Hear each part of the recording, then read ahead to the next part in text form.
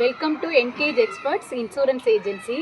இன்றைக்கி நம்ம எந்த டாப்பிக்கை பற்றி இன்றைக்கி டிஸ்கஸ் பண்ண போகிறோம்னா ரிட்டையர்மெண்ட் பிளானிங்கு. ரிட்டையர்மெண்ட் பிளானிங்கிறது எப்போ பிளானிங் நம்ம பண்ணுவோம்? சரி, ரிட்டையர்மெண்ட் ஆகிட்டு பண்ணிக்கலாம், இல்லை 60 வயசுக்கு மேலே பண்ணிக்கலாம். இப்போ என்ன ரிட்டையர்மெண்ட் பிளானிங்க்குன்னு கேட்பீங்க எல்லாருமே. நம்ம வந்து ரிட்டையர்மெண்ட் பிளானிங்கிறது நம்ம வந்து 30 வயசுலேயே நம்ம ஸ்டார்ட் பண்ணிடணும். நம்ம யங் ப்ரொஃபஷனலில் நம்ம வேலைக்கு ஜாயின் பண்ணோடனே நம்ம ரிட்டையர்மெண்ட்டை பற்றி பிளானிங் பண்ணோம்னா நம்மளோட ஃப்யூச்சர், நம்மளோட ரிட்டையர்மெண்ட் லைஃப் வந்து ரொம்ப பீஸ்ஃபுல்லாகவும் ஹாப்பியாகவும் போகும். இப்போ ரிட்டையர்மெண்ட் பிளானிங்க்குன்னு இருக்கிற இன்வெஸ்ட்மெண்ட் ஸ்கீம்ஸை பற்றி இந்த வீடியோவில் நம்ம டிஸ்கஸ் பண்ண போகிறோம். என்னென்ன ஸ்கீம்ஸ்லாம் இருக்குதுன்னு பார்த்தீங்கன்னா, கேரண்டி ரிட்டர்ன் இன்வெஸ்ட்மெண்ட் பிளான்ஸ் இருக்குது, யூலிப் பிளான்ஸ் இருக்குது, இஎல்எஸ் ஃபண்டு மியூச்சுவல் ஃபண்ட்ஸ் இருக்குது, அதே மாதிரி பார்த்தீங்கன்னா பிபிஎஃப் இருக்குது. இப்போ இந்த 4 ஸ்கீமில் இருக்க ப்ரோஸ் அண்ட் கான்ஸை பற்றி நம்ம டிஸ்கஸ் பண்ண போகிறோம். என்னோடய ஹஸ்பண்ட்டை நம்ம கேட்டு தெரிஞ்சுக்க போகிறோம். நிறைய விஷயங்கள் இந்த வீடியோ உங்களுக்கு ரொம்ப யூஸ்ஃபுல்லாக இருக்கும். நம்மளோட ஃப்யூச்சரை பிளான் பண்ணுறதுக்கான உங்களுக்கு ஒரு யூஸ்ஃபுல்லான நிறைய தகவல் இந்த வீடியோவில் நம்ம ஷேர் பண்ண போகிறோம். அதே மாதிரி இப்போ நம்ம ஒரு பாலிசி எடுக்கிறோம், அதுக்கு நம்ம ப்ரீமியம் கட்டுறதுல நம்மளுக்கு எவ்வளோ வரி சலுகைகள் கிடைக்கிது, அதே மாதிரி பாலிசி மெச்சூரிட்டியாகி வரும்போது நம்மளுக்கு எவ்வளோ வரி சலுகைகள் இருக்கும், அதே மாதிரி ஒவ்வொரு ஸ்கீமையும் எப்படி நம்ம கால்குலேஷன் பண்ணுறதுன்னு சொல்லி நம்மளுக்கு ஒரு அப்ராக்சிமேட்டாக ஒரு கால்குலேஷன் பண்ணி என்னோடய ஹஸ்பண்ட் காமிக்க போகிறாரு. அதே மாதிரி இந்த இருக்கிற அந்த 4 ஸ்கீமே யார் யாருக்கு செட் ஆகும், யங் ப்ரொஃபஷனலுக்கா இல்லை மிடில் ஏஜில் இருக்கவங்களுக்கா, ரிட்டையர்மெண்ட் பிளானிங்கில் ஃபோக்கஸ் பண்ணுறவங்களுக்கா, யாருக்கு கரெக்டாக இருக்குன்றதை பற்றி எல்லா விஷயங்களுமே நம்ம இந்த வீடியோவில் டிஸ்கஸ் பண்ண போகிறோம். இந்த வீடியோ உங்களுக்கு ரொம்ப யூஸ்ஃபுல்லாக இருக்கும். வாங்க வீடியோக்குள்ளே போகலாம். இப்போ ஃபஸ்ட்டு வந்து ஏன் ரிட்டையர்மெண்ட் பிளானிங் பண்ணணும், பென்ஷன் பிளானிங்கில் நம்ம ஏன் பண்ணணும்? ஒரு ஆக்டிவாக ஒர்க் பண்ணுற டைம் பார்த்தீங்க அப்படின்னா ஒரு 25 வயசில் நம்ம வேலைக்கு போகிறோம்.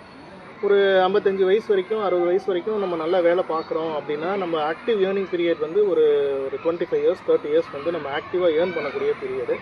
ஸோ இன்றைக்கி இருக்கிற காஸ்ட் ஆஃப் எக்ஸ்பென்சஸுக்கு நமக்கு அவ்வளோ கமிட்மெண்ட் இருக்குது. இப்போ மாதம் 2 லட்ச ரூபா நம்ம சம்பாதிக்கிறவங்களுக்கும் நிறைய எக்ஸ்பென்ஸ் ஆகுது, மாதம் 50,000 ரூபா ஏர்ன் பண்ணுறவங்களுக்கும் நிறைய எக்ஸ்பென்ஸ் ஆகுது. ஸோ நம்ம இப்போ ஃப்யூச்சரில் இப்போ ஒரு 60 வயசுக்கு மேலே இப்போ பிஸ்னஸ் பண்ணுறவங்க அந்த பிஸ்னஸை அட்லீஸ்ட் பண்ணலாம். இப்போ வேலைக்கு போயிட்டுருக்கிறவங்க இப்போ ஒரு 60 வயசுக்கு மேலே அவங்களால வேலைக்கு போக முடியல அப்படின்னா ஒரு ஸ்டெடியாக ஒரு இன்கம் வேணும்ல. இப்போ பென்ஷன் அப்படின்றது ஒரு பேசிவ் இன்கம் கண்டிப்பாக தேவைப்படும். ஸோ அதனால் நம்ம ஒரு ஆக்டிவாக நம்ம ஏர்ன் பண்ணுற அந்த ஏஜில் தான் நம்ம இதை பற்றி நம்ம யோசிக்கணும், இதை பற்றி நம்ம பிளான் பண்ணணும். இப்போ எப்படி குழந்தைங்களுக்கு ஒரு எஜுகேஷனுக்கு நம்ம பிளான் பண்ணுறோம், இப்போ மேரேஜுக்குன்னு சொல்லி நம்ம பிளான் பண்ணுறோம், அதுக்கு தகுந்த மாதிரி நம்ம ஃபண்ட்ஸ் சேர்த்து வைக்கிறோம். அதே மாதிரி இப்போ ஒரு 60 வயசுக்கு மேலே நம்ம ஒரு பேசிவாக நமக்கு ஒரு இன்கம் வரணும். நமக்கு நம்மளோட கிட்ஸ் நமக்கு சப்போர்ட் பண்ணாலுமே நம்மக்கிட்ட ஒரு இன்கம் இருந்தால் நமக்கு பெட்டராக இருக்கும். இப்போ லைஃப்பை ஒரு நல்ல ஒரு கம்ஃபர்டபுளாக லீட் பண்ணுறதுக்கு. ஏன்னா லேட்டர் ஏஜ் எல்டர் ஏஜில் தான் மெடிக்கல் ப்ராப்ளம்ஸ் நிறையா வரும்.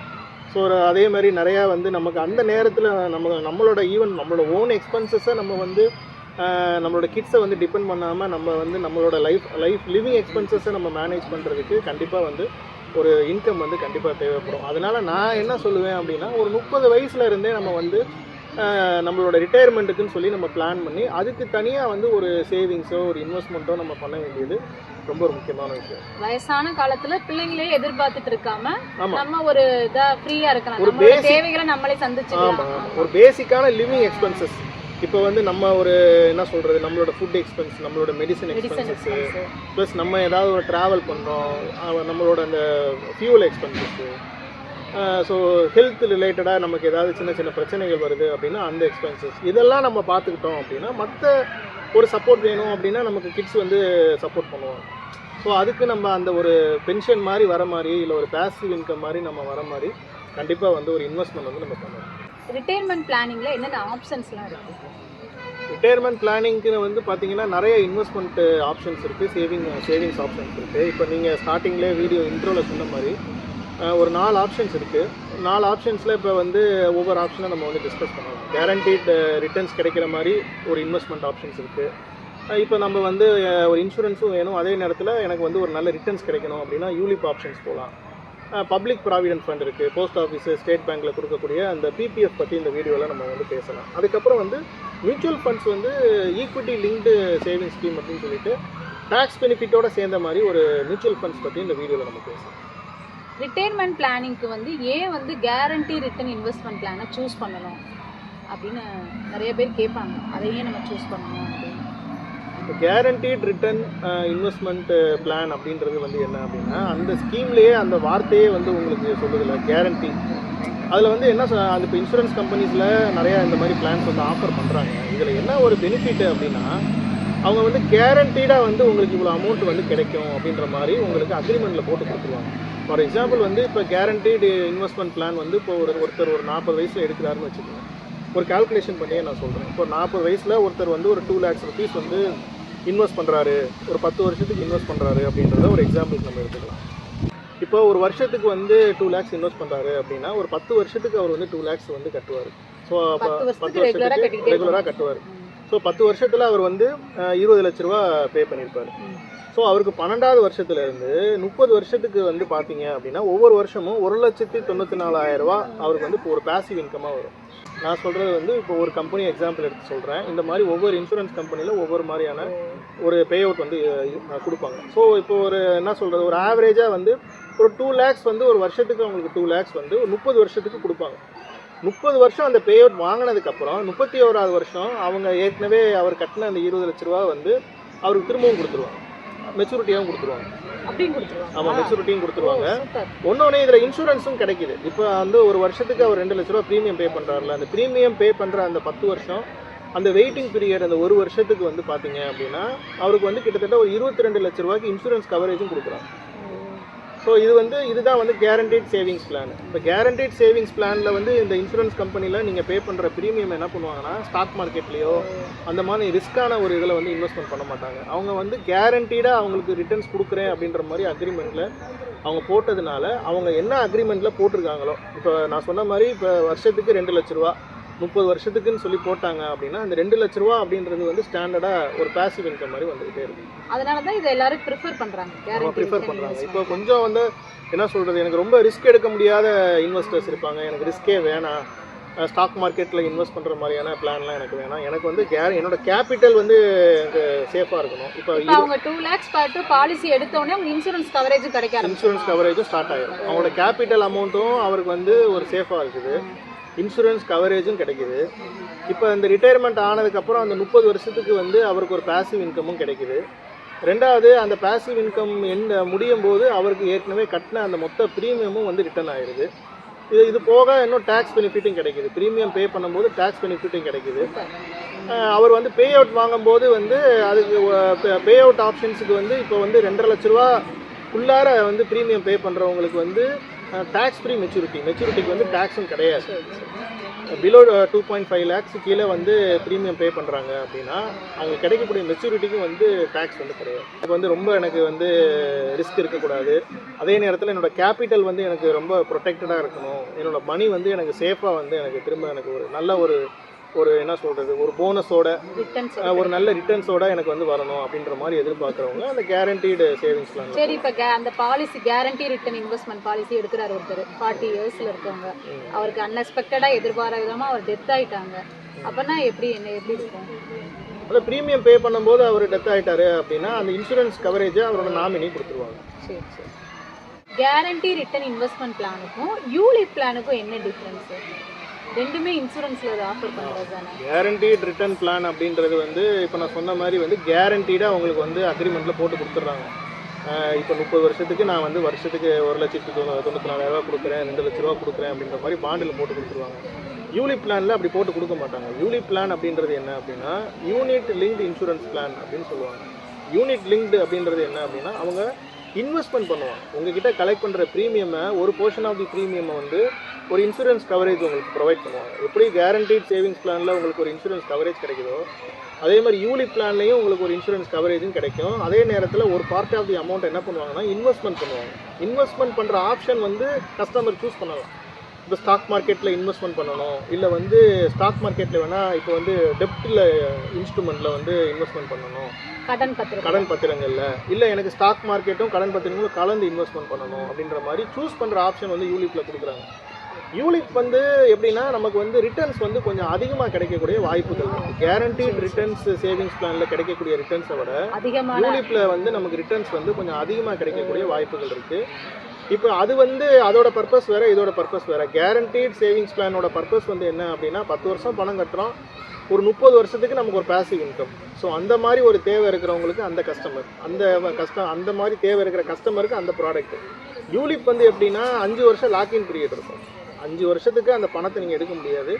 5 வருஷத்துக்கு அப்புறம் அந்த பணத்தை வந்து நீங்கள் எடுத்துக்கலாம். நீங்கள் 10 வருஷம் கட்டுற மாதிரி இருக்குது, 15 வருஷம் கட்டுற மாதிரி இருக்குது. இப்போ எனக்கு வந்து என்ன சொல்கிறது, இப்போ ஒரு 50 வயசில் இருக்கீங்க, எனக்கு ஒரு 60 வயசில் எனக்கு வந்து ஒரு பணம் வேணும், நான் வருஷம் ஒரு 1 lakh யூலிப்பில் நான் இன்வெஸ்ட் பண்ண முடியுமா அப்படின்னு கேட்டால் தாராளமாக இன்வெஸ்ட் பண்ணலாம். ஒரு பல்க் அமௌண்ட்டாக உங்களுக்கு வந்து ஒரு மெச்சூரிட்டியில் வேணும் அப்படின்னா யூலிப் வந்து ஒரு கரெக்டான ஆப்ஷனாக இருக்கும். யூலிப் வந்து யாருக்கு கரெக்டாக இருக்கும் அப்படின்னா, இப்போ வந்து ஒரு 10 வருஷம் இன்வெஸ்ட் பண்ணிவிட்டு எனக்கு ஒரு பல்காக வந்து எனக்கு ஒரு அமௌண்ட் வேணும், ஒரு பே அவுட் வேணும் அப்படின்ற மாதிரி இருக்கிறவங்க, ப்ளஸ் அதே நேரத்தில் எனக்கு அதிகமான ரிட்டர்ன்ஸ் வேணும் அப்படின்ற மாதிரி எதிர்பார்க்குறவங்களுக்கு கொஞ்சம் ரிஸ்க் எடுக்கணும். ஏன்னா யூலிப்பில் வந்து ஸ்டாக் மார்க்கெட்டில் இன்வெஸ்ட்மெண்ட் பண்ணுறதுனால உங்களோட அந்த யூனிட் அந்த ஃபண்டோட வேல்யூ கூடும் குறையும். ஸோ நம்ம அதை பார்த்து பதறக்கூடாது. நம்ம சேஃபாக ஒரு 10 வருஷத்துக்கு அந்த பணத்தை நான் இன்வெஸ்ட் பண்ணுறேன்ற மாதிரி ஒரு மைண்ட் செட்டில் நீங்கள் இன்வெஸ்ட் பண்ணுறீங்க அப்படின்னா 10 வருஷத்துக்கு பேசாமல் நீங்கள் அமைதியாக இருந்தீங்கன்னா உங்களுக்கு கண்டிப்பாக கேரண்டீட் சேவிங்ஸில் கிடைக்கிற ரிட்டர்ன்ஸை விட யூலிப்பில் உங்களுக்கு அதிகமாக ரிட்டர்ன்ஸ் வந்து கிடைக்கும். ஆமாம், கேரண்டீட் நம்மளுக்கு தேவை ரிட்டர்ன்ஸ் அதிகமாக தானே வேணும். அந்த மாதிரி மைண்ட் செட் இருக்கிற கஸ்டமர் யூலிப் எடுத்துக்கலாம். இல்லை எனக்கு சேஃபாக இருக்கணும், என்னோடய கேபிட்டல் வந்து எனக்கு குறையக்கூடாது, கேபிட்டலில் எனக்கு வந்து இப்போ பிரச்சனை வரக்கூடாது, எனக்கு ஒரு பேசிவ் இன்கம் மாதிரி ஒரு 30 வருஷத்துக்கு வேணும், திரும்பவும் எனக்கு நான் கட்டின பணம் எனக்கு கேபிட்டல் எனக்கு ரிட்டர்ன் வேணும் அப்படின்ற மாதிரி இருக்கிறவங்க கேரண்டீட் சேவிங்ஸ் பிளான் எடுத்துக்கணும். இப்போ உங்களுக்கு யூலிப்லையுமே நம்ம கட்டின கேபிட்டல் அமௌண்ட் ரிட்டர்ன் ஆகுதுல்ல? ஆமாம், உங்கள் கேபிட்டலை தான் அவங்க வந்து இன்வெஸ்ட்மெண்ட் பண்ணி உங்களுக்கு ரிட்டர்ன்ஸ் கொடுக்குறாங்க, மொத்தமாக உங்களுக்கு வந்துடும். அப்போ இதுலேயும் இன்சூரன்ஸ் கவரேஜ் இருக்குது, டாக்ஸ் பெனிஃபிட் இருக்குது. ஒரு வருஷத்துக்கு 1 லட்ச ரூபா நீங்கள் இன்வெஸ்ட் பண்ணுறீங்கன்னா யூலிப்பில் 10 வருஷத்துக்கு 10 லட்ச ரூபா இன்வெஸ்ட் பண்ணியிருக்கீங்க. ஸோ ஒரு வருஷத்துக்கு உங்களுக்கு ஆவரேஜாக ஒரு 10% ரிட்டர்ன்ஸ்னு கால்குலேட் பண்ணுங்கள். ஸோ அது காம்பவுண்ட் இன்ட்ரெஸ்ட் ஆகும். ஃபஸ்ட் இயரில் உங்களுக்கு 12% ரிட்டர்ன்ஸ் இருக்கும், அதை அப்படியே திரும்ப ரீஇன்வெஸ்ட்மெண்ட் பண்ணுவாங்க. செகண்ட் இயரில் ஒரு 20% ரிட்டர்ன்ஸ் இருக்கும், அதை ரீஇன்வெஸ்ட்மெண்ட் பண்ணுவாங்க. அடுத்து தேர்ட் இயரில் உங்களுக்கு ஒரு 10% ரிட்டர்ன்ஸ் இருக்கும். அந்த மாதிரி உங்களுக்கு ஆவரேஜ் ஆகிக்கிட்டே இருக்கும். காம்பவுண்ட் ஆகி உங்களுக்கு ஒரு 10 வருஷமோ 15 வருஷமோ அந்த ஃபண்டோட வேல்யூ வந்து பார்த்தீங்க அப்படின்னா உங்களுக்கு வந்து கண்டிப்பாக நல்ல க்ரோ ஆகிருக்கும். இதில் வந்து இந்த லாக்கிங் பீரியட் இருக்குது 5 years. 5 வருஷம் லாக்கிங் பீரியட். 5 வருஷம் கழிச்சா நம்ம எடுக்க முடியும். இது இந்த பிளான் நீங்கள் உள்ளே வந்துட்டீங்கன்னா நீங்கள் வந்து லாங் டேர்மாக யோசிச்சுட்டு வரவங்களுக்கு இந்த பிளான் வந்து கரெக்டாக இருக்கும். யூலிப் பிளான் ஒரு 10 வருஷம் நான் வெயிட் பண்ணி எனக்கு ஒரு நல்ல ஒரு மெச்சூரிட்டியில் எனக்கு ஒரு நல்ல அமௌண்ட் வேணும், இல்லை ஒரு 15 வருஷம் நான் வெயிட் பண்ணி நல்ல அமௌண்ட் வேணும், அந்த மாதிரி இருக்கிறவங்களுக்கு கரெக்டாக இருக்கும். பிள்ளைங்களோட ஸ்டடீஸ்க்கு, மேரேஜுக்கு, வீடு வாங்குறதுக்கு அந்த மாதிரி பிளானிங் இருக்கவங்களுக்கு தான் இது சூட்டபிளா இருக்கும். தெரிஞ்சுக்கிட்டு இன்வெஸ்ட் பண்ணுங்க. ஏன்னா ஒவ்வொரு கம்பெனியில் ஒவ்வொரு மாதிரியான டேர்ம்ஸ் அண்ட் கண்டிஷன்ஸ் இருக்கும். ஸோ அந்த யூலிப் பிளானில் எவ்வளோ சார்ஜஸ் வந்து அவங்க உங்களுக்கு எவ்வளோ பிடிப்பாங்க, அந்த யூனிட் அலோகேஷன் சார்ஜு, அதேமாதிரி ப்ரீமியம் வந்து இன்சூரன்ஸ் கொடுக்கறதுனால அந்த ப்ரீமியத்துக்குன்னு சொல்லி எவ்வளோ சார்ஜஸ் வந்து கொடுக்குறாங்க, ஸோ எப்போ வந்து அந்த பாலிசியை வந்து எப்போ மெச்சூரிட்டி ஆகும், நீங்கள் எப்போ எடுத்துக்கலாம், எத்தனை நாள் நீங்கள் வெயிட் பண்ணணும், இந்த மாதிரி எல்லா விஷயங்களையும் டேர்ம்ஸ் அண்ட் கண்டிஷன்ஸ் எல்லாம் அண்டர்ஸ்டாண்ட் பண்ணி யூலிப் பாலிசி எடுக்கணும். இவ்வளோ விஷயங்கள் இருக்கு. அப்போ நீங்கள் ஒரு இன்வெஸ்ட்மெண்ட்டோ ஒரு இன்சூரன்ஸோ நீங்கள் செலக்ட் பண்ணுறீங்கன்னா இவ்வளோ விஷயங்கள் நீங்கள் கேட்டு தெரிஞ்சுட்டு அதுக்கப்புறம் நீங்கள் எடுத்தீங்கன்னா அது உங்களுக்கு கரெக்டாக இருக்கும். இப்போ வந்து கேரண்டி ரிட்டர்ன் இன்வெஸ்ட்மெண்ட் பிளானுக்கும் இஎல்எஸ் மியூச்சுவல் ஃபண்ட்ஸ்க்கும் என்ன டிஃப்ரென்ஸ் இருக்கு? இஎல்எஸ் மியூச்சுவல் ஃபண்ட்ஸ் வந்து tax saver mutual funds, equity linked saving scheme அப்படின்னு சொல்லுவாங்க. அதில் வந்து 3 years லாக்கிங் பீரியட் இருக்கும். மியூச்சுவல் ஃபண்ட்ஸ் வந்து எப்படின்னா நம்ம வந்து டைரெக்டாக இன்சூரன்ஸ் கிடைக்காது. மியூச்சுவல் ஃபண்ட்ஸில் நம்ம சூஸ் பண்ணுறோம் அப்படின்னா ஒன்லி ரிட்டர்ன் மட்டும்தான் நீங்கள் ஃபோக்கஸ் பண்ணணும். இல்லை நீங்கள் யூலிப் வந்து நம்ம வந்து சூஸ் பண்ணுறோம் அப்படின்னா இன்சூரன்ஸும் கிடைக்கும், அதே நேரத்தில் ரிட்டர்ன்ஸும் கிடைக்கும். இஎல்எஸ்எஸ் மியூச்சுவல் ஃபண்ட்ஸ் பொறுத்தளவுக்கு அது வந்து பியூர் இன்வெஸ்ட்மெண்ட் ப்ராடக்ட். 3 வருஷம் வந்து லாக்கிங் பீரியட் இருக்கும். ஸோ நீங்கள் அந்த இஎல்எஸ்எஸ் மியூச்சுவல் ஃபண்ட்ஸில் நீங்கள் ஒரு நல்ல ஒரு ஃபண்டு சூஸ் பண்ணி நீங்கள் வந்து இன்வெஸ்ட் பண்ணுறீங்க அப்படின்னா அதில் வந்து இன்னும் பெட்டராகவே ரிட்டர்ன்ஸ் கிடைக்கும். கேரண்டீட் சேவிங்ஸில் கிடைக்கிறத விட யூலிப்பில் கிடைக்கிறத விட இஎல்எஸ்எஸில் இன்னும் அதை விட பெட்டராக கிடைக்கும். ஏன்னா இப்போ வந்து யூலிப் பொறுத்தளவுக்கு இன்சூரன்ஸ் ஒரு பார்ட் உங்களுக்கு இப்போ அவங்க கொடுக்கறதுனால ஸோ அதோட ரிட்டர்ன்ஸ் வந்து கொஞ்சம் உங்களுக்கு வந்து ரிலேட்டிவ்லி கம்மியாக இருக்கும். இப்போ அதில் உங்களுக்கு யூலிப்பில் 10% கிடைக்குதுன்னா உங்களுக்கு இஎல்எஸ்எஸில் வந்து ஒரு 12%, ஈவன் வந்து 20% கொடுக்கக்கூடிய மியூச்சுவல் ஃபண்ட்ஸ்லாம் இருக்குது. ஆனால் மியூச்சுவல் ஃபண்ட்ஸ் பொறுத்தளவுக்கு மார்க்கெட் ரிஸ்க் வந்து அதில் இருக்குது. கண்டிப்பாக இருக்கும். ஆமாம், அதனால் மியூச்சுவல் ஃபண்ட்ஸில் நம்ம வந்து இன்வெஸ்ட்மெண்ட் பண்ண போகிறோம் அப்படின்னா அந்த மியூச்சுவல் ஃபண்ட் பற்றி கம்ப்ளீட்டாக நம்ம தெரிஞ்சுக்கணும். அது எந்த செக்டார் ஃபண்டு, லார்ஜ் கேப் ஃபண்டா, மிட் கேப் ஃபண்டா, இல்லை ஸ்மால் கேப் ஃபண்டா, இல்லை வந்து நம்ம டெப்ட் மட்டும் இருக்கக்கூடிய ஃபண்ட்ஸில் நம்ம இன்வெஸ்ட்மெண்ட் பண்ணலாம், இல்லை வந்து ஃப்ளெக்ஸி கேப்லைன் வந்து நம்ம இன்வெஸ்ட்மெண்ட் பண்ணலாம். ஸோ அந்த மாதிரி அந்த ஃபண்ட்ஸை பற்றி தெரிஞ்சுக்கிட்டு அதேமாரி அந்த எப்போ நம்ம அந்த 3 வருஷம் கழித்து அந்த ஃபண்டை நம்ம செல் பண்ணிக்கலாம். ஸோ உங்களால் தனியாக ஒரு எஸ்ஐபி மாதிரி உங்களால் க்ரியேட் பண்ண முடியும் அப்படின்னா இஎல்எஸ்எஸில் பண்ண முடியும். இப்போ நிறைய கஸ்டமர் என்ன கேட்பாங்கன்னா, மியூச்சுவல் ஃபண்ட்லாம் சொல்கிறீங்க கரெக்டாக, அது எப்படி இன்வெஸ்ட்மெண்ட் பண்ணணும், யார்கிட்ட பண்ணுறது அப்படின்னே தெரியாது நிறைய பேருக்கு. அதெல்லாம் யார்கிட்ட போய் பண்ணணும்? இப்போ இன்சூரன்ஸ்க்குனா அந்தந்த ஏஜென்சிட்ட போய் நம்ம கேட்குறோம். மியூச்சுவல் ஃபண்டு யார்கிட்ட போய் கேட்கணும்? எப்படி பண்ணுறது அது? மியூச்சுவல் ஃபண்ட்ஸ் வந்து நிறைய ஆப்ஷன்ஸ் இருக்குது. மியூச்சுவல் ஃபண்ட்ஸ் வந்து நீங்களே டைரெக்டாக பண்ணுறதுக்கு நிறைய ஆப்ஸ் வந்து இருக்குது.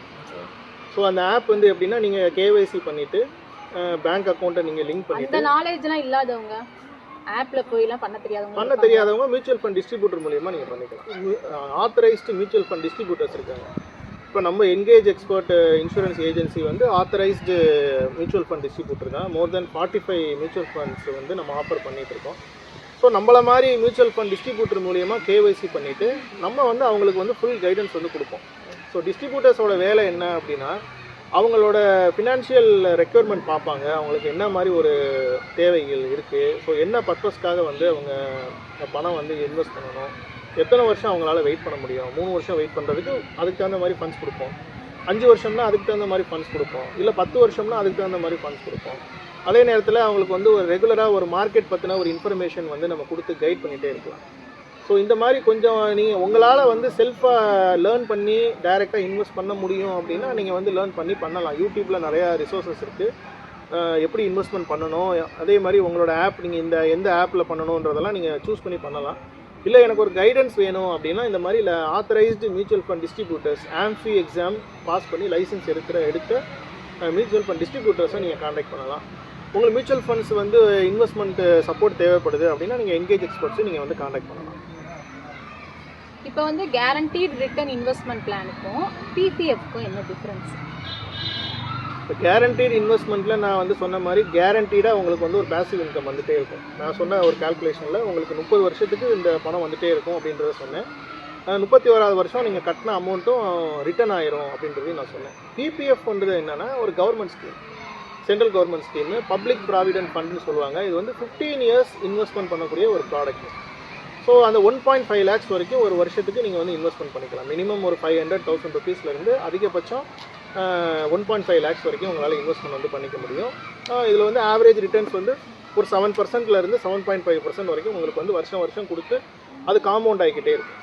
ஸோ ஒரு சேஃபான இன்வெஸ்ட்மெண்ட்டு. எப்படி கேரண்டீட் ரிட்டர்ன்ஸில் வந்து உங்களுக்கு வந்து ஒரு சேஃபான இன்வெஸ்ட்மெண்ட்டு, ரிஸ்க் இல்லாத இன்வெஸ்ட்மெண்ட்டோ, அந்த மாதிரி பிபிஎஃப்பும் வந்து ஒரு ரிஸ்க் இல்லாத இன்வெஸ்ட்மெண்ட்டு. கவர்மெண்ட் ஸ்கீம் அப்படின்றதுனால உங்களுக்கு பயப்படாமல் நீங்கள் வந்து எல்லாரும் ப்ரிஃபர் பண்ணுவாங்க. ஆமாம், நீங்கள் வந்து பிபிஎஃப் போய் நீங்கள் போஸ்ட் ஆஃபீஸில் நீங்கள் கேட்டிங்கன்னா சொல்லுவாங்க, இல்லை ஸ்டேட் பேங்க்கில் கேட்டிங்கன்னா உங்களுக்கு சொல்லுவாங்க. இப்போ வந்து ஒரு கஸ்டமர் வந்து கேரண்டி ரிட்டர்ன் இன்வெஸ்ட்மெண்ட் பிளான் எடுத்திருக்காங்கன்னு வச்சுக்கோங்க. அதில் மெச்சூரிட்டி ஆகி வர அமௌண்ட்டுக்கும் பிபிஎஃப்ல மெச்சூரிட்டி ஆகி வர அமௌண்ட் இதில் எதில் அதிகமான வரி சலுகைகள் கிடைக்குது? எந்த இன்வெஸ்ட்மெண்ட்ல வரி சலுகைகள் அதிகமாக இருக்கும்? வரி சலுகைகள்னு பார்க்கும்போது பிபிஎஃப்ல வந்து உங்களுக்கு வந்து நீங்கள் இன்வெஸ்ட்மெண்ட் பண்ணும்போதும் உங்களுக்கு டேக்ஸ் பெனிஃபிட் கிடைக்கும். செக்ஷன் 80Cல 1.5 lakhs வரைக்கும் இருக்கக்கூடிய சீலிங்கில் உங்களுக்கு பிபிஎஃப்ல இன்வெஸ்ட்மெண்ட் பண்ண முடியும். பிபிஎஃப்ல இருக்கக்கூடிய மெச்சூரிட்டிக்கு சுத்தமாக டேக்ஸ் வந்து கிடையாது. மெச்சூரிட்டியில் இப்போ உங்களுக்கு ஒரு 20 லட்ச ரூபா, அதனால 20 லட்ச ரூபாய்க்கு நீங்கள் டேக்ஸ் கட்ட வேண்டிய அவசியம் கிடையாது. கேரண்டீட் சேவிங்ஸ் பிளானில் வந்து ஒரு வருஷத்துக்கு நீங்கள் வந்து 2.5 லட்ச ரூபாய்க்கு கம்மியாக ப்ரீமியம் பே பண்ணுறீங்கன்னா அதுக்கும் வந்து மெச்சூரிட்டிக்கு டேக்ஸ் கிடையாது. ப்ளஸ் வந்து நீங்கள் ப்ரீமியம் பே பண்ணும்போதும் டேக்ஸ் பெனிஃபிட் செக்ஷன் 80Cல நீங்கள் எடுத்துக்கலாம். இல்லை உங்களுக்கு வந்து அந்த பே அவுட் நீங்கள் வாங்குகிற டைமில் உங்களோட இன்கம் டேக்ஸ் ஸ்லாப் வந்து உங்களுக்கு எத்தனை % இருக்கீங்க அப்படின்றத பொறுத்து, சப்போஸ் நீங்கள் பண்ணுற இன்வெஸ்ட்மெண்ட் வந்து 2 லட்ச ரூபாய்க்கு மேலே நீங்கள் இன்வெஸ்ட்மெண்ட் பண்ணுறீங்க, ஒரு வருஷத்துக்கு நீங்கள் 3 லட்ச ரூபாய் இன்வெஸ்ட் பண்ணுறீங்க அப்படின்னா நீங்கள் பே அவுட் வாங்கும்போது உங்களோட அந்த நேரத்தில் நீங்கள் என்ன டேக்ஸ் ஸ்லாபில் இருக்கீங்களோ அந்த டேக்ஸ் ஸ்லாபில் நீங்கள் வந்து இன்கம் டேக்ஸ் வந்து பே பண்ணணும். ஸோ இதுதான் நாம்ஸ். ஸோ நீங்கள் அப்படி டேக்ஸ் பெனிஃபிட்டுன்னு பார்த்தீங்கன்னா பிபிஎஃப்ல தான் உங்களுக்கு டேக்ஸ் பெனிஃபிட் ஜாஸ்தியாக இருக்குது. ப்ளஸ் வந்து என்னென்னா அந்த ஸ்கீம் வேறு, அது வந்து ஒரு பல்காக உங்களுக்கு கிடைக்கும். 15 வருஷம் இன்வெஸ்ட் பண்ணி ஒரு பல்க் அமௌண்ட் எடுத்துக்கலாம்.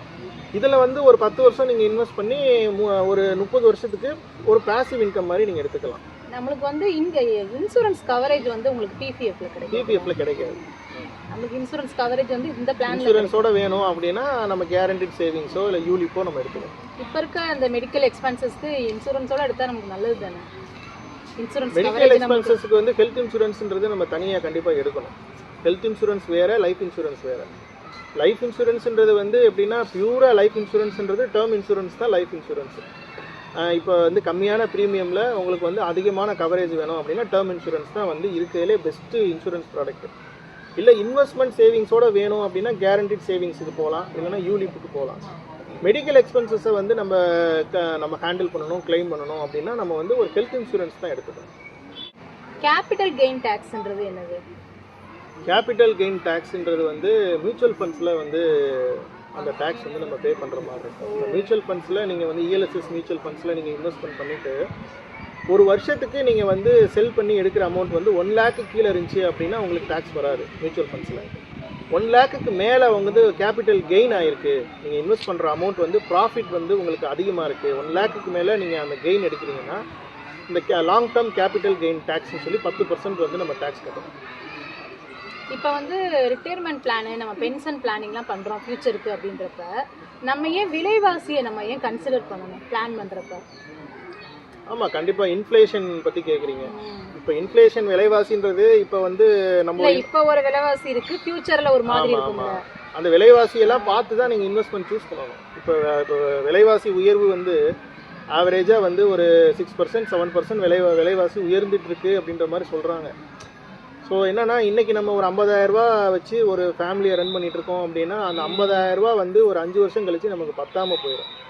ஸோ அதனால தான் இன்வெஸ்ட்மெண்ட் பண்ணும்போது நான் என்ன சொல்லுவேன்னா டைவர்சிஃபை பண்ணி பண்ணுறது நல்லதுன்னு நான் சொல்லுவேன். இப்போ வந்து ரிட்டர்ன்ஸ் அதிகமாக கிடைக்கக்கூடிய மியூச்சுவல் ஃபண்ட்ஸு அந்த மாதிரி விஷயத்தில் ஒரு பர்சன்டேஜ் வந்து நம்ம கண்டிப்பாக இன்வெஸ்ட்மெண்ட் பண்ணணும். என்ன சொல்கிறது, ஒரு 50% அமௌண்ட்டை வந்து நம்ம அந்த மாதிரி இன்வெஸ்ட்மெண்ட் பண்ணணும். பாக்கி இருக்கிற 50%ல் நம்ம வந்து ஒரு டேர்ம் இன்சூரன்ஸ் எடுத்துக்கலாம். இல்லை டேர்ம் இன்சூரன்ஸ் வேணாம் அப்படின்னா நம்ம வந்து யூலிப்பில் எடுத்துக்கலாம். யூலிப்பில் கொஞ்சம் ரிட்டர்ன்ஸ் அதிகமாக கிடைக்குது. 1% ஆஃப் அமௌண்ட்டுக்கு வந்து கேரண்டீட் ரிட்டர்ன்ஸ் எடுத்துக்கலாம். கேரண்டியாக நமக்கு ஒரு அமௌண்ட் கிடைக்குது. தேவைப்பட்டால் ஒரு குறிப்பிட்ட போர்ஷன் வந்து நம்ம பிபிஎஃப்ல நம்ம இன்வெஸ்ட்மெண்ட் பண்ணிக்கலாம். ஒரு வருஷத்துக்கு நீங்கள் ஒரு 2 லட்ச ரூபா இல்லை ஒரு 3 லட்ச ரூபா உங்களால் இன்வெஸ்ட்மெண்ட் பண்ண முடியும்னா நீங்கள் டைவர்சிஃபை பண்ணி பல இதில் நீங்கள் வந்து பிளான் பண்ணி இன்வெஸ்ட்மெண்ட் பண்ணுறது தான் வந்து உங்களுக்கு ரிட்டர்ன்ஸும் கிடைக்கும், அதே நேரத்தில் ஒரு ப்ரொடெக்ஷன் இன்சூரன்ஸும் கிடைக்கும். ப்ளஸ் ஏன்னா இப்போ உங்களுக்கு வந்து இப்போ நீங்கள் இன்வெஸ்ட்மெண்ட் பண்ணுறதுல இப்போ வெறும் கேரண்டீட் ரிட்டர்ன்ஸ் மட்டும் நீங்கள் இன்வெஸ்ட்மெண்ட் பண்ணிங்கன்னா அதில் ஆவரேஜாக வந்து ஒரு 6% 7% தான் உங்களுக்கு ரிட்டர்ன்ஸ் கிடைக்குது. ஸோ அது பத்தாது. ஸோ இன்ஃப்ளேஷன் நீங்கள் கனெக்ட் பண்ணீங்க அப்படின்னா உங்களுக்கு வந்து நீங்கள் பண்ணுற அமௌண்ட்டு கொஞ்சம் க்ரோ ஆகணும்ல. ஸோ அதில் எதில் நல்லா க்ரோ ஆகுது அப்படின்னு பார்க்கும்போது மியூச்சுவல் ஃபண்ட்ஸில் நல்லா க்ரோ ஆகுது. ஆவரேஜாக ஒரு 12% ஒரு 13% க்ரோ ஆகுது. இன்ஃப்ளேஷனை விட உங்களுக்கு அதிகமாக க்ரோ ஆகுது. அதனால் ஒரு மேஜர் போர்ஷன் ஆஃப் தி அமௌண்ட்டை மியூச்சுவல் ஃபண்ட்ஸில் இஎல்எஸ்எஸில் இன்வெஸ்ட்மெண்ட் பண்ணிவிட்டு பாக்கி இருக்கிற அமௌண்ட்டை நம்ம இதெல்லாம் பிரித்து வந்து நம்ம இன்வெஸ்ட்மெண்ட் வந்து பண்ணலாம். ஒரே இதில் பண்ணாமல் 4 இதில் பிரித்து பண்ணலாம். அதை கரெக்டாக நம்ம பிளான் பண்ணணும். அதான் ரிட்டையர்மெண்ட் பிளானிங்ன்ற இந்த வீடியோ. அதுக்கு தான் ரிட்டையர்மெண்ட் பிளானிங். அதுக்கு தான் இந்த வீடியோ அப்போ உங்களுக்கு யூஸ்ஃபுல்லாக இருக்கும் ரொம்ப. ஆமாம். இப்போ ஒரு ஸ்டெபிலிட்டியான இன்கம்க்கு வந்து கேரண்டி ரிட்டர்ன் இன்வெஸ்ட்மெண்ட் பிளான் தான் கரெக்டாக இருக்குன்னு சொல்கிறாங்க. அது எப்படி, அதே எப்படி சொல்கிறாங்க? அது கேரண்டீடாக உங்களுக்கு வந்து பாண்டில் போட்டு கொடுத்துட்றாங்கல்ல. ஸோ அது வந்து உங்களுக்கு இப்போ யூலிப்பில் வந்து அப்படி நம்ம சொல்ல முடியாது. யூலிப்பில் வந்து வெயிட் பண்ணணும்.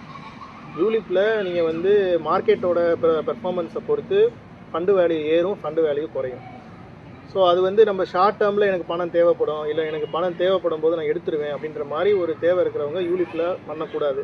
மியூச்சுவல் ஃபண்டும் அதே மாதிரி தான். மியூச்சுவல் ஃபண்டில் நீங்கள் இன்வெஸ்ட்மெண்ட் பண்ணும்போது யூலிப்பில் பண்ணும்போது நீங்கள் எத்தனை வருஷத்துக்கு வெயிட் பண்ண முடியுன்றத முடிவு பண்ணிட்டு தான் நீங்கள் வந்து யூலிப்பை சூஸ் பண்ணணும், மியூச்சுவல் ஃபண்டை சூஸ் பண்ணணும். கேரண்டீட் சேவிங்ஸில் உங்களுக்கு அந்த பயமே இல்லை. கேரண்டீட் சேவிங்ஸில் உங்களுக்கு பாண்டில் போட்டு கொடுத்துருவாங்க. உங்களுக்கு இப்போ நான் ஏற்கனவே சொன்னேன் இல்லை, வருஷத்துக்கு 2 லட்ச ரூபா கட்டுறாரு, 10 வருஷம் கட்டுறாரு. 12வது வருஷத்துலேருந்து 30 வருஷத்துக்கு அவருக்கு 1,94,000 வந்து பாண்டில் போட்டு கொடுத்துருவாங்க. எந்த ஏஜ் வரைக்கும் கொடுப்பாங்க அவரோட? இப்போ ஒருத்தர் 40 வயசுல இன்வெஸ்ட்மெண்ட் பண்றாருன்னு வைங்களேன், 50 வயசு வரைக்கும் இன்வெஸ்ட்மெண்ட் பண்ணிருப்பாரு. அப்போ 52 வயசுல இருந்து 30 வருஷம் அப்படின்றப்ப 80 வயசு வரைக்கும், 82 வயசு வரைக்கும் அவருக்கு அந்த அமௌண்ட் வந்துட்டே இருக்கும். 83வது வயசுல அந்த அவர் கட்டின 20 லட்சம் திரும்ப கிடைச்சிடும். சப்போஸ் அவர் இல்லாதப்ப அவர் நாமினிக்கு எல்லாமே கொடுப்பாங்க. ஆமா, அந்த இன்சூரன்ஸ் அந்த அமௌண்ட்டை கொடுத்துருவாங்க. எவ்வளோ இன்சூரன்ஸ் கவரேஜ் கொடுத்துருக்காங்களோ அதை வந்து அவங்க கொடுத்துருவாங்க. யூலிப் பிளான் வந்து வெல்த் கிரியேஷனுக்கு வந்து ரொம்ப சூட்டபிளாக இருக்கும் அப்படின்ற மாதிரி டிஸ்கஸ் பண்ணுறாங்க. அதை கொஞ்சம் சொல்லுங்கள். அதான் வெல்த் கிரியேஷனுக்கு யூலிப் பிளான் வந்து சூட்டபிளாக தான் இருக்கும். ஏன்னா யூலிப் பிளானில் நல்ல ரிட்டர்ன்ஸ் கிடைக்கிதுல்ல. இது வந்து இப்போ இன்சூரன்ஸும் வேணும், வெல்த் கிரியேஷனும் பண்ணணும் அப்படின்னா யூலிப் வந்து பெஸ்ட்டு. எனக்கு வந்து ஒரு இன்சூரன்ஸும் எனக்கு கண்டிப்பாக வேணும், அதே நேரத்தில் நான் பண்ணுற இன்வெஸ்ட்மெண்ட்டுக்கு எனக்கு அதிகமான ரிட்டர்ன்ஸ் வேணும் அப்படின்னா யூலிப் பிளானில் நம்ம வந்து தாராளமாக இன்வெஸ்ட்மெண்ட் பண்ணலாம். இப்போ ஒரு சில ஃபேமிலியில் ஹஸ்பண்ட் மட்டுமே ஒர்க் பண்ணிட்டு இருப்பாங்க. அந்த மாதிரி ஃபேமிலியில் இருக்கவங்களுக்கு இப்போ யூலிப் பிளான் வந்து கரெக்டாக இருக்கும்னு நினைக்கிறேன். ஏன்னா அவங்களுக்கு இன்சூரன்ஸ் கவரேஜும் கிடைக்குது, அதே சேம் டைம் நல்ல வெல்த் ரிட்டர்ன்ஸும் கிரியேஷன் கிடைக்குது. பண்ணலாம், வெல்த் கிரியேஷனும் நம்ம சேர்ந்து பண்ணலாம். இப்போ ஃபிக்ஸட் டெபாசிட்டில் போடுறாங்களே சில பேர், அதில் வர ரிட்டர்ன்ஸ்க்கும் கேரண்டி ரிட்டர்ன் இன்வெஸ்ட்மெண்ட் பிளானுக்கும் என்ன டிஃப்ரென்ஸ் இருக்குது? எதில் அதிகம் கிடைக்கும்?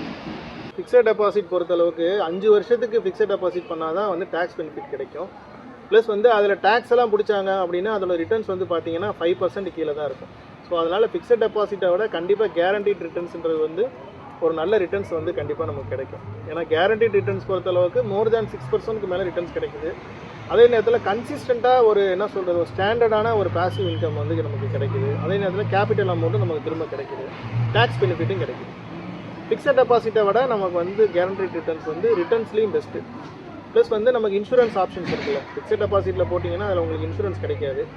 கேரண்டீட் ரிட்டர்ன்ஸில் நீங்கள் இன்வெஸ்ட்மெண்ட் பண்ணும்போது உங்களுக்கு ஒரு என்ன சொல்கிறது, ஒரு பாசிவ் இன்கம் ப்ளஸ் வந்து ஒரு இன்சூரன்ஸ் ப்ரொடெக்ஷன் கிடைக்கும். இப்போ வந்து இப்போ யங் ப்ரொஃபஷனலில் இருக்காங்க, இப்போ தான் வேலையில் போய் ஜாயின் பண்ணியிருக்காங்க. அவங்களுக்கு இப்போ நம்ம சொன்ன அந்த 4 பிளானில் எது சூட்டபுளாக இருக்கும்? 30லேருந்து 40 அந்த ஏஜுக்குள்ளே இருக்கும். யங் ப்ரொஃபஷனல்ஸாக இருக்காங்க அப்படின்னா கண்டிப்பாக அவங்களுக்கு வந்து அவங்க ரொம்ப நாள் இன்வெஸ்ட்மெண்ட் பண்ணக்கூடிய ஒரு வாய்ப்பு வந்து அவங்களுக்கு கிடைக்கிது. இப்போ ஒருத்தர் 25 வயசுலேயே நான் இன்வெஸ்ட்மெண்ட் பண்ணணும், சேவிங்ஸ் பண்ணணும் அப்படின்ற ஒரு மைண்ட் செட்டுக்கு வந்துட்டாரு அப்படின்னா அவருக்கு வந்து ஒரு 25 வருஷம் 30 வருஷம் கையில் இருக்குது. ஸோ என்ன பண்ணலான்னா, நான் ஏற்கனவே சொன்ன மாதிரி டைவர்சிஃபை பண்ணலாம். இப்போ அவங்க என்ன பண்ணலான்னா, வீட்டில் வந்து பேரண்ட்ஸுக்கு ஹெல்த் இன்சூரன்ஸ் இல்லை அப்படின்னா முதல்ல பேரண்ட்ஸுக்கு ஒரு ஹெல்த் இன்சூரன்ஸை போட்டுக்கணும். ஏன்னா இவர் சம்பாதிக்கிற இன்கம்மை வந்து இவர் ப்ரொடெக்ஷன் பண்ணணும், காப்பாற்றிக்கணும் அப்படின்னா மெடிக்கல் எக்ஸ்பென்சஸ் போய் அதிகமாக பணம் செலவழிக்கிற மாதிரி ஒரு சூழ்நிலை உருவாகலாம். இப்போ பேரண்ட்ஸ்க்கு உடம்பு சரியில்லைன்னா இவர் நிறைய பணம் நிறையா சம்பாதிச்சாலும் போய் ஹாஸ்பிட்டலுக்கு பில்லை கட்டிடணும். அதனால் முதல் சேஃப்டி என்ன பண்ணணும் அப்படின்னா பேரண்ட்ஸ், ஃபாதர், மதருக்கு ஒரு ஹெல்த் இன்சூரன்ஸ் எடுத்துக்கணும். ரெண்டாவது மியூச்சுவல் ஃபண்ட்ஸ் வந்து ஸ்டார்ட் பண்ணலாம். மியூச்சுவல் ஃபண்ட்ஸ் எஸ்ஐபி வந்து ஸ்டார்ட் பண்ணலாம். இப்போ டேக்ஸ் வரக்கூடிய ஒரு இன்கம் இது இருக்காங்கன்னா இஎல்எஸ்எஸ் மியூச்சுவல் ஃபண்ட்ஸ் போகலாம். ஸோ மியூச்சுவல் ஃபண்ட்ஸை ஃபஸ்ட்டு ஸ்டார்ட் பண்ணலாம். அவரால் ஒரு 2000 எஸ்ஐபியோ ஒரு 5000 எஸ்ஐபியோ அந்த மாதிரி ஸ்டார்ட் பண்ணலாம். அதுக்கப்புறம் இன்கம் இன்க்ரீஸ் ஆக ஒவ்வொரு இன்வெஸ்ட்மெண்ட்டாக நம்ம வந்து சூஸ் பண்ணலாம். நெக்ஸ்ட்டு வந்து ஒரு கேரண்டீட் சேவிங்ஸுக்கு போகலாம். கேரண்டீட் சேவிங்ஸில் நமக்கு வந்து ஒரு ரெகுலராக நமக்கு கிடைக்கிற மாதிரி ஒரு பாசிவ் இன்கம் நமக்கு வந்துக்கிட்டே இருக்கும். அவருக்கு மேரேஜ்லாம் ஆனதுக்கப்புறம் குழந்தைங்கள்லாம் வளரும்போது ஒரு பாசிவ் இன்கம் வரும்ல. ஸோ அந்த மாதிரி கேரண்டீட் சேவிங்ஸுக்கு போகலாம். ப்ளஸ் வந்து அதுக்கப்புறம் தேவைப்பட்ட ஒரு யூலிப் பிளான் எடுத்துக்கலாம். ஸோ ஃபைனலாக ஒரு பிபிஎஃப் எடுத்துக்கலாம். இன்கம் இன்க்ரீஸ் ஆகும்போது சொல்கிறேன். ஸ்டார்டிங்கில் முதல்ல நான் சொன்ன மாதிரி ஸ்டெப் பை ஸ்டெப்பாக போங்க. ஃபஸ்ட்டு உங்களோட மெடிக்கல் எக்ஸ்பென்சஸை ஹேண்டில் பண்ணுறதுக்கு ஒரு ஹெல்த் இன்சூரன்ஸ் எடுத்துக்கோங்க. உங்களோட ஃபாதர், மதருக்கு எடுத்துக்கோங்க. நெக்ஸ்ட்டு ஒரு மியூச்சுவல் ஃபண்ட்ஸ் எஸ்ஐபி ஸ்டார்ட் பண்ணுங்கள். ஸோ அதுக்கப்புறம் உங்களோட ரெக்குயர்மெண்ட்டை பொறுத்து ஒரு கேரண்டீட் சேவிங்ஸோ ஒரு யூலிப்போ அந்த மாதிரி நீங்கள் சூஸ் பண்ணுங்கள். ஸோ அந்த மாதிரி ஸ்டெப் பை ஸ்டெப்பாக போகலாம். இப்போ எங்கள் ஏஜில் இருக்கப்பே டேர்ம் இன்சூரன்ஸ்லாம் எடுத்தால் ப்ரீமியம் கம்மியாக இருக்கும். மேரேஜ் ஆனதுக்கப்புறம் டேர்ம் இன்சூரன்ஸ் எடுத்துக்கலாம். ஏன்னா டேர்ம் இன்சூரன்ஸ் வந்து யாருக்கு சூட்டபுளாக இருக்குன்னா, இப்போ பிரெட் வின்னர் இருக்காங்கல்ல ஃபேமிலியில், ஒருத்தர் ஏர்ன் பண்ணிகிட்டு இருப்பார், ஃபேமிலி குழந்தைங்க, அவங்களோட ஒய்ஃபு, குழந்தைங்க அவங்க டிபெண்ட் பண்ணியிருப்பாங்க. ஸோ அவருக்கு அவங்க ஃபேமிலியை ப்ரொடெக்ட் பண்ணுறதுக்காக அவர் ஏர்ன் பண்ணிகிட்டு இருக்கிறது அவங்களுக்கு ஃபினான்ஷியலாக ஒரு ப்ரொடெக்ஷன் வேணுன்றதுக்காக எடுக்கிறது தான் டேர்ம் இன்சூரன்ஸ். ஸோ மேரேஜ் ஆனதுக்கப்புறம் குழந்தைங்கள்லாம் வந்ததுக்கப்புறம் தேவைப்பட்ட ஒரு டேர்ம் இன்சூரன்ஸ் எடுத்துக்கலாம். இப்போ மிடில் ஏஜில் இருக்கவங்க, ஏஜ்டு பர்சன், அவங்களுக்குலாம் இந்த 4 பிளானில் எது சூட்டபுளாக இருக்கும்? மிட் ஏஜில் இருக்கிறவங்க வந்து கண்டிப்பாக கேரண்டீட் சேவிங்ஸ், யூலிப் இந்த மாதிரி சூஸ் பண்ணலாம். மியூச்சுவல் ஃபண்ட்ஸ் சூஸ் பண்ணலாம். ரொம்ப சீனியர் பர்சன்ஸாக இருக்காங்க அப்படின்னா அவங்க வந்து கேரண்டீட் சேவிங்ஸ் தான் அவங்களுக்கு வந்து பெஸ்ட்டாக இருக்கும். ஏன்னா மார்க்கெட்டு அவங்களுக்கு வந்து ரிஸ்க் எடுக்கிறதுக்கு ரெடியாக இருக்காங்கன்னா யூலிப்பில் போகலாம், இல்லை ஒரு மியூச்சுவல் ஃபண்ட்ஸ் போகலாம். இல்லை எனக்கு வந்து கேபிட்டல் தான் எனக்கு முக்கியம், நான் கட்டுற அமௌண்ட்டு எனக்கு பத்திரமா இருக்கணும், எனக்கு ஓரளவுக்கு டீசெண்டான ரிட்டர்ன்ஸ் வந்தால் போதும் அப்படின்றவங்க வந்து கேரண்டீட் சேவிங்ஸ் பிளான்ஸ் வந்து சூஸ் பண்ணலாம். இப்போ கஸ்டமர்ஸ் என்ன கேட்பாங்கன்னா, நீங்கள் சொல்கிறதெல்லாம் கரெக்டு, இதெல்லாம் நாங்கள் இன்வெஸ்ட்மெண்ட் பண்ணுவோம், நாங்கள் வந்து இங்கே இல்லை, நாங்கள் அப்ராடில் இருக்கோம், நாங்கள் எப்படி பண்ணுறது, நாங்கள்லாம் பண்ண முடியுமா அப்ராடில் இருந்து பண்ணலாம் கேட்பாங்க. இந்தியன் என்ஆர்ஐஸ்க்கும் வந்து இதில் இன்வெஸ்ட்மெண்ட் பண்ணுறதுக்குரிய ஆப்ஷன்ஸ் எல்லாமே இருக்குது. அதில் ஒரு சில விஷயங்கள் மட்டும் நம்ம அந்த டேர்ம்ஸ் அண்ட் கண்டிஷன்ஸ்லாம் நிறையா விஷயங்கள் இருக்கும். ஸோ அதெல்லாம் நம்ம தாராளமாக பண்ணலாம். யூலிப்பில் பண்ண முடியும், இப்போ வந்து கேரண்டீட் சேவிங்ஸில் பண்ண முடியும், அதெல்லாம் பண்ணலாம். இந்த வீடியோ உங்களுக்கு ரொம்ப யூஸ்ஃபுல்லாக இருந்திருக்கும்னு நினைக்கிறோம். இப்போ எங்களோட என்கேஜ் எக்ஸ்பர்ட்ஸ் இன்சூரன்ஸ் ஏஜென்சியில் நாங்கள் வந்து ஹெல்த் இன்சூரன்ஸ், டேர்ம் இன்சூரன்ஸ், அப்புறமே business insurance, group health insurance, mutual funds நாங்கள் எல்லாமே ஆஃபர் பண்ணுறோம். உங்களுக்கு ஏதாவது ரெக்யர்மெண்ட்ஸ் இருக்குது, ஏதாவது உங்களுக்கு டீட்டெயில்ஸ் வேணுமா எங்களோட வாட்ஸ்அப் நம்பருக்கு கமெண்ட் பண்ணுங்கள். இந்த வீடியோவில் நம்ம டிஸ்கஸ் பண்ண இந்த விஷயங்கள் எல்லாமே உங்களுக்கு ரொம்ப யூஸ்ஃபுல்லாக இருந்திருக்கும் அப்படின்ற மாதிரி நான் பிலீவ் பண்ணுறோம். நீங்கள் வந்து இப்போ உங்களுக்கு ஒரு கன்சல்ட் பண்ணணும், என்கேஜ் எக்ஸ்பர்ட்ஸில் உங்களுக்கு சப்போர்ட் தேவைப்படுது அப்படின்னா நீங்கள் எங்களை வாட்ஸ்அப் நம்பரில் காண்டாக்ட் பண்ணலாம். இப்போ நாங்கள் சொன்ன எந்த பிளானில் நீங்கள் இன்வெஸ்ட் பண்ணுறதா இருந்தாலுமே நீங்கள் வந்து உங்களுக்கு தெரிஞ்ச யாராவது ஒரு ட்ரஸ்டடான ஃபினான்ஷியல் அட்வைசர் கிட்ட டிஸ்கஸ் பண்ணிவிட்டு நீங்கள் வந்து இன்வெஸ்ட்மெண்ட் பண்ணுங்கள். இப்போ நீங்கள் வந்து பர்சனலாக நீங்கள் ரிசர்ச் பண்ணணும். மியூச்சுவல் ஃபண்ட்ஸாக இருக்கட்டும், கேரண்டீட் சேவிங்ஸாக இருக்கட்டும், யூலி பிளானாக இருக்கட்டும், நீங்கள் வந்து ப்ராப்பராக அந்த ஸ்கீமில் என்ன போட்டிருக்கு, டேர்ம்ஸ் அண்ட் கண்டிஷன்ஸ்லாம் என்ன போட்டிருக்கு, என்ன கவரேஜ், எவ்வளோ ரிட்டர்ன்ஸ் வருது, இந்த மாதிரி எல்லா விஷயத்தையும் அண்டர்ஸ்டாண்ட் பண்ணிவிட்டு ஒரு இன்வெஸ்ட்மெண்ட்டை வந்து நீங்கள் சூஸ் பண்ணுங்கள். எதையுமே பார்க்காம நீங்கள் இன்வெஸ்ட்மெண்ட் வந்து பண்ணாதீங்க. இந்த சேனலில் நம்ம சொன்னது எல்லாமே ஒரு எஜுகேஷன் பர்பஸ்க்காக, ஒரு விழிப்புணர்வுக்காக தான் நம்ம எல்லா விஷயங்களையும் நம்ம டிஸ்கஸ் பண்ணியிருக்கோம். எங்ககிட்ட இருந்து உங்களுக்கு கொட்டேஷன் தேவைப்பட்டாலும் நீங்கள் வந்து எங்களை வந்து காண்டாக்ட் பண்ணலாம். ஸோ இந்த வீடியோ நீங்கள் வந்து கண்டிப்பாக லைக் பண்ணுங்கள். உங்களோட ஃப்ரெண்ட்ஸ் அண்ட் ரிலேட்டிவ்ஸ், உங்களோட நெட்வொர்க்கில் இருக்கக்கூடிய பீப்புளுக்கு வந்து இந்த வீடியோ வந்து கண்டிப்பாக நீங்கள் ஷேர் பண்ணுங்கள். நெக்ஸ்ட் இதே மாதிரி ஒரு யூஸ்ஃபுல்லான ஒரு வீடியோவில் உங்களை நாங்கள் சந்திக்கிறோம். அது வரைக்கும் by from engage experts insurance agency.